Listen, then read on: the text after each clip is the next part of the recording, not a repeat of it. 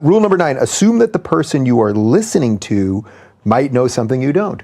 Yes. I have a little of that at the moment. Yes. Well, that's what a good conversation is about. Because what you want to do is you want to enter into a conversation so that you come out wiser than you went in. The best example of this is when you're having an argument with your intimate partner. So let's say that you're more verbally fluent than your partner and more treacherous. So you can win. That doesn't mean you're right, first of all. That's a big problem. Mm-hmm. Winning when you're wrong is a really bad idea. Yeah. Because then you think you're right and you're not.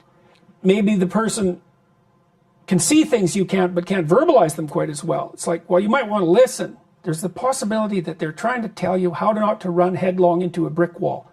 And so maybe you even have to help them formulate. It's like, okay, I don't get exactly what you're saying. I'm not sure exactly what you want me to do to change it. Maybe you're right. I'm going to see if possibly you're right. I'm not going to roll over because I would rather you weren't right. I'm not going to change unless I'm convinced, but I am going to listen because I would rather not run headlong into a brick wall if I don't have to. And this is, I think, why you're also supposed to listen to your enemies.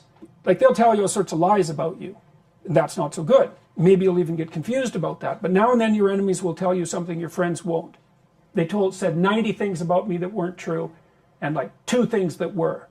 I've tried to learn that a lot in the last year. And I've had people talking to me about my public appearances. They're watching and trying to help me not make mistakes, you know. And then they call me, my friends, they say, well, you know, you're a little arrogant there.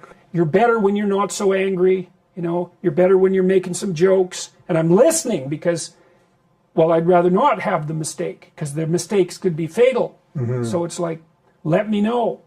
I don't want to hear it, especially if it's a deep mistake, because then I have to take myself apart, and that's no fun. And maybe a bunch of me has to burn off, which is no fun. But listening